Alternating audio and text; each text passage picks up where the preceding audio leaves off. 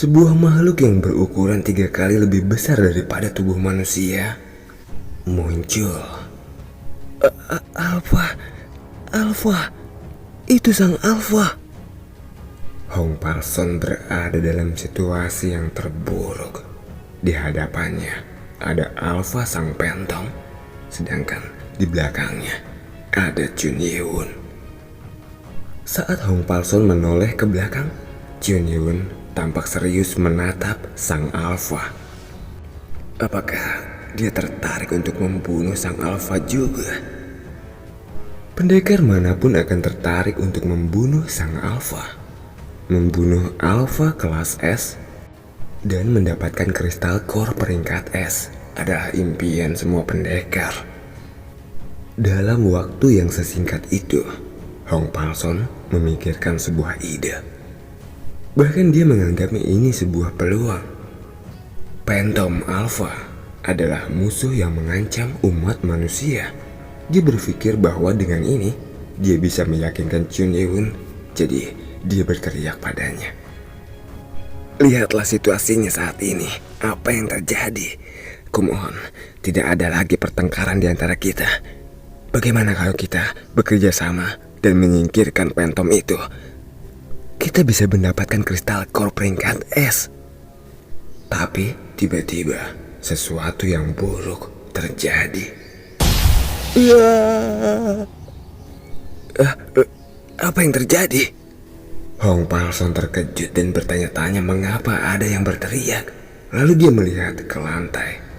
Lantai membeku dan energi menakutkan terus bergerak mendekatinya.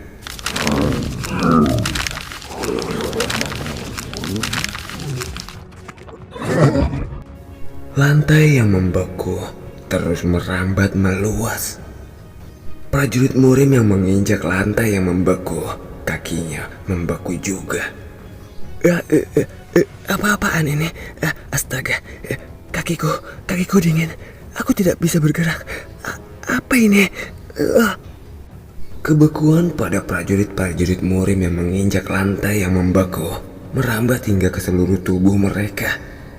Saat seluruh tubuhnya membeku, dia terjatuh, tubuhnya pecah dan mati.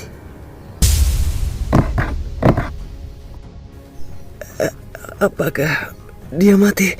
Semuanya, hindari lantai yang membeku itu. Serempak, para prajurit murim mundur menjauhi lantai yang membeku. Tapi setiap kali sang Alpha bergerak maju, jangkauan lantai yang membeku itu semakin melebar.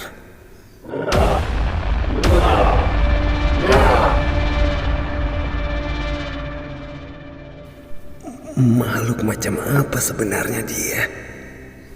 Yang diketahui semua orang bahwa Alpha berbeda dan sulit untuk ditangani. Ketika berhadapan dengan Phantom biasa, mereka hanya perlu khawatir agar tidak dapat disentuh. Tetapi kali ini mampu menggunakan kekuatannya di tanah, bahkan di dinding.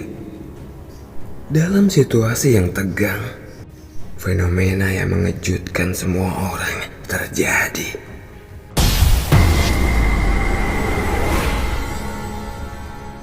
Partikel putih seperti arwah muncul dari tubuh prajurit murim yang telah mati tadi.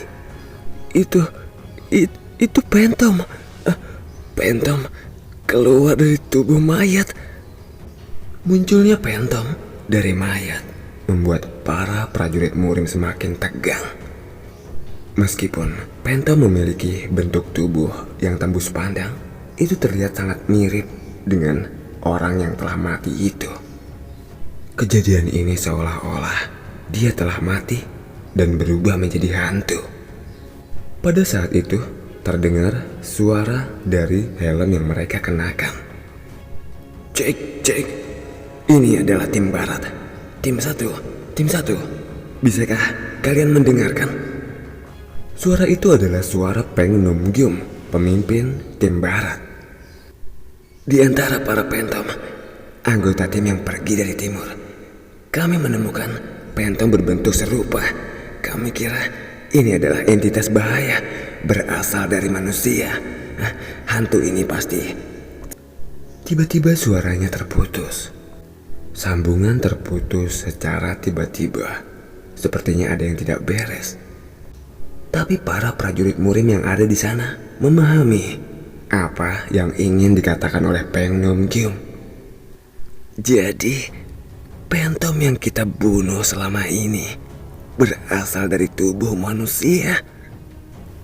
Mereka benar-benar terkejut, dan pelaku dari situasi ini adalah Sang Alpha. Phantom berasal dari manusia yang telah mati. Jika manusia itu mati karena hawa dingin yang disebabkan oleh Sang Alpha, maka Phantom akan keluar dari tubuhnya. Dalam kepanikan mereka, Phantom yang telah bangkit dari mayat itu bergegas menuju mereka. Salah seorang prajurit murim menggunakan energi pada pedangnya dan berteriak. Dia adalah Ha Hyun Woo. Kenapa kalian diam saja? Orang mati tidak akan pernah kembali. Jika itu masalahnya, maka tidak ada salahnya membunuh mereka lagi, kan?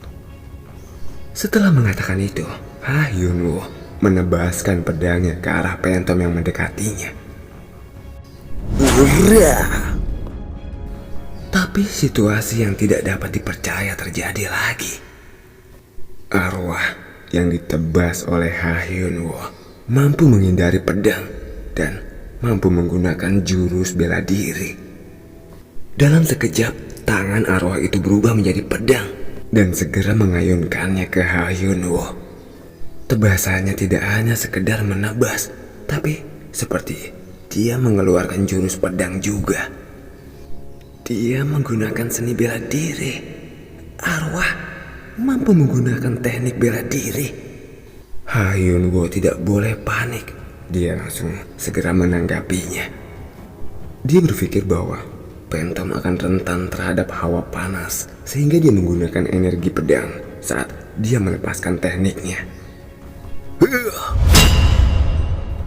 Apa? Dia bisa menangkis serangan pedangku? Bahkan serangan energi pedang mampu dihentikan oleh arwah murim ini.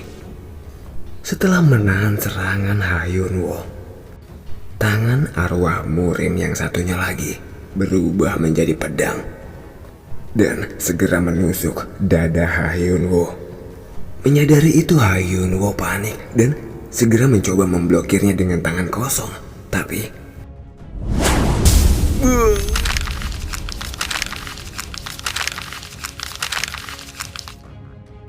karena dia bersentuhan dengan arwah murim itu, seluruh tubuhnya membeku dan mati. Hyun Woo. Rekan-rekannya terkejut. Tidak lama kemudian, arwah muncul dari tubuh Ha Hyun Woo. Tapi kejutan tidak berakhir sampai di sana. Beberapa arwah lain muncul melalui dinding di belakang Alpha. Dan mereka semua adalah arwah prajurit murim yang berasal dari selatan. Jumlah mereka diperkirakan berkisar 60 arwah dengan tangan mereka yang telah berubah menjadi pedang. Jika setiap arwah mampu melakukan seni bela diri seperti yang baru saja mereka saksikan, maka semua orang di pabrik berada dalam krisis besar. Apa yang harus kita lakukan? Mereka berharap ada seseorang yang lebih kuat daripada arwah ini agar dapat menghentikan mereka. Namun, presiden mereka, presiden cabang asosiasi murim, sekarang sedang terluka.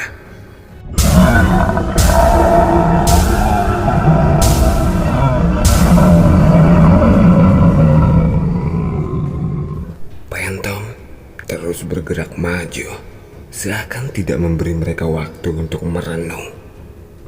Saat Alpha bergerak maju, jangkauan lantai es semakin melebar, dan sekarang itu telah menempati hampir 1/5 dari pabrik. Kita harus kabur dari sini. Kita tidak bisa melawan mereka. Ketakutan, para prajurit murim mulai melarikan diri. Mereka berlari ke arah di mana warga berada.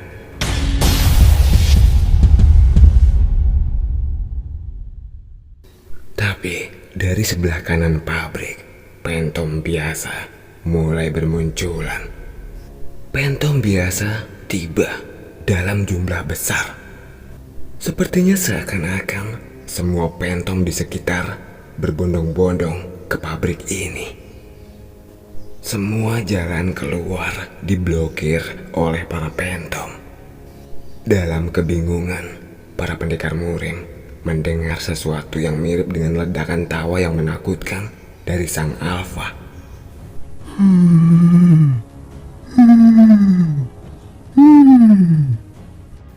Apakah dia sedang memanggil pentom di sekitar sini? Ini adalah pertama kalinya mereka menyaksikan makhluk dari gate dengan tingkat kecerdasan seperti ini. Alfa ini tahu bagaimana mengendalikan bawahannya. Tidak, jika seperti ini, kita semua pasti akan mati di sini. Warga yang selamat semuanya merasa ketakutan karena melihat sejumlah besar pentom. Tidak mungkin ada orang yang dapat tenang dalam situasi seperti itu. Para pendekar murim pun ketakutan. Hanya ada satu jalan keluar. Tatapan mata para pendekar murim menatap ke arah para warga yang ada di sana. Lantai yang membeku semakin meluas, semakin mendekati mereka. Bahkan tatapan mata para arwah seperti sedang menikmati ketakutan di mata mereka.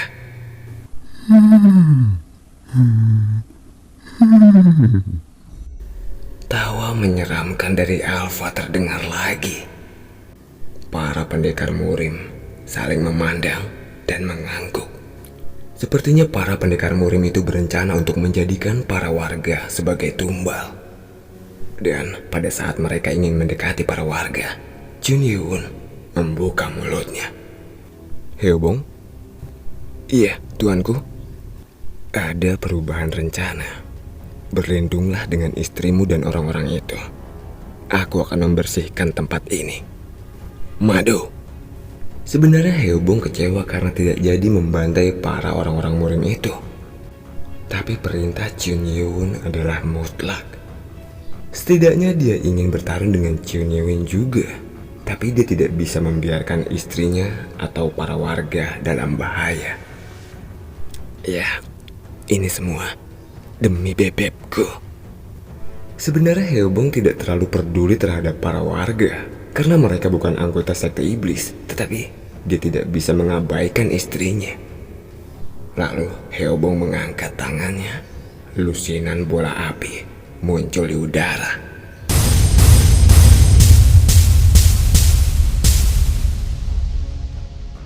Para arwah menghentikan langkah mereka karena terlalu panas di sana. Apa? Jadi orang itu monster juga? Hong Palson terkejut melihat kemampuan Heobong. Monster yang dimaksud adalah kemampuan yang melebihi kemampuan manusia. Hong Palson terkejut. Dia tidak menyangka bahwa Heobong juga sekuat ini. Dia benar-benar mampu membuat bola api dengan ki-nya. Melihat keterkejutan Hong Palson, Heobong tersenyum dan berkata, "Aku mungkin tidak dapat menciptakan bola api sekuat milik tuanku, tapi ini cukup kuat kan?" Setelah mengatakan itu, Heobong mengarahkan tangannya ke arah para arwah. Lalu bola api yang dia ciptakan melesat ke arah para arwah.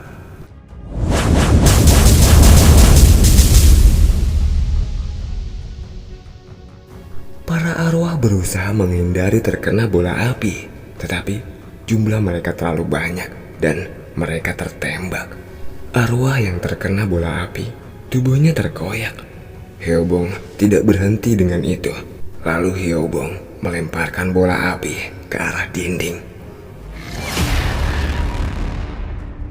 Karena itu, pintu utara yang dipenuhi dengan arwah terbuka.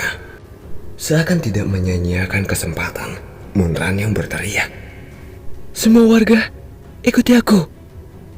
Munranyong melangkah maju dengan bola api di tangannya, dan dia menggunakannya setiap kali ada arwah yang mendekatinya.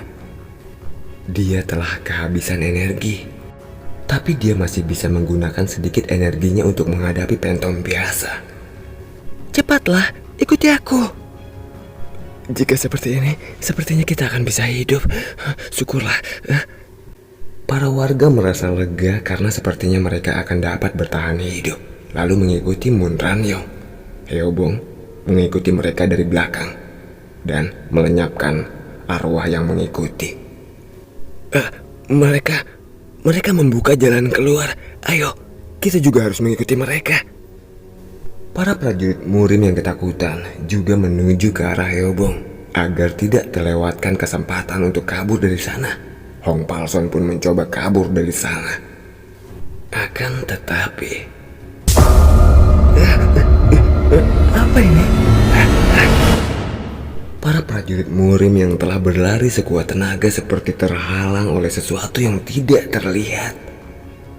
Mereka terus berusaha untuk bergerak maju, tapi seperti ada sesuatu, seperti tembok yang kuat, menghalangi mereka. Apa ini? Mengapa aku tidak bisa melewati ini? Hong Palson yang tahu apa itu kaget. Ini adalah dinding energi. Meskipun dia sedang terluka, tapi dia masih bisa merasakan bahwa ada energi internal yang menghalangi jalan mereka. Apakah ini energi internal?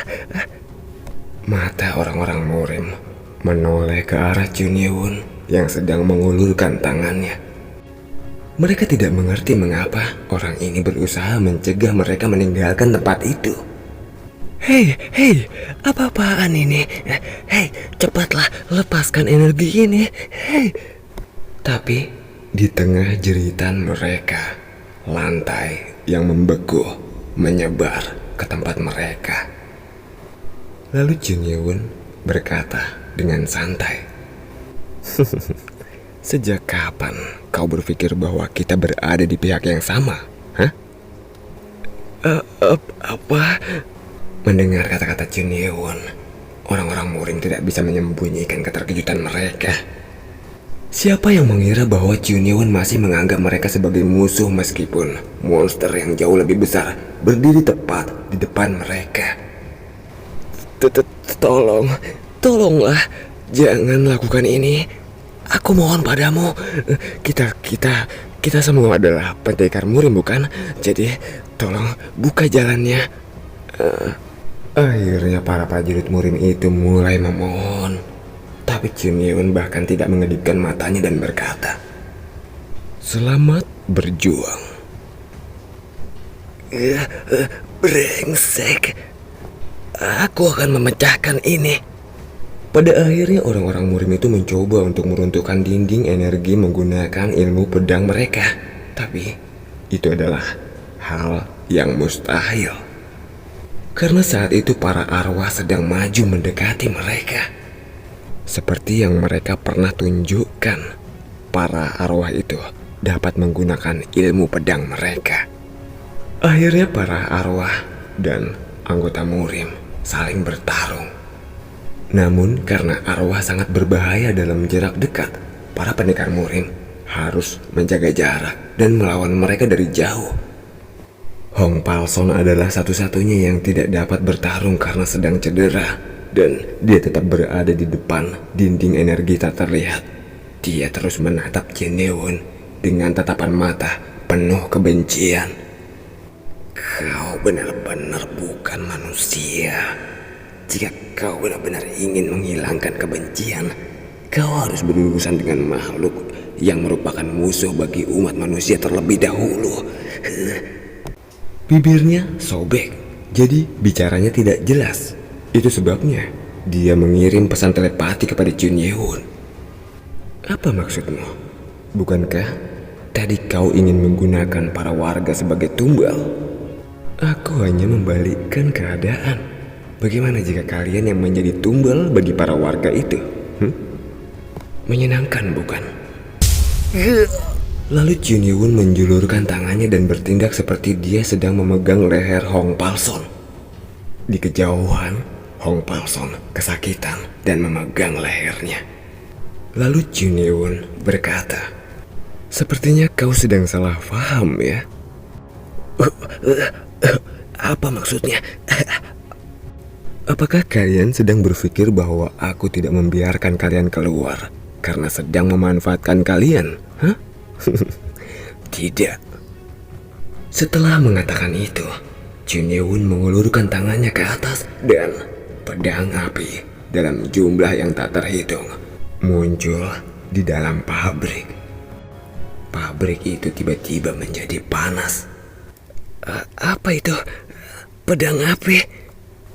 Para prajurit murim yang sedang bertarung dengan para arwah terkejut.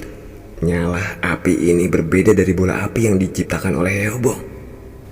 Hong Palson yang menyaksikan fenomena ini melupakan rasa sakitnya dan menatap Jun Yewon.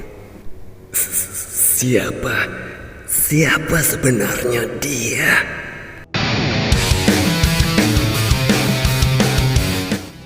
Sampai sini dulu ya cuy.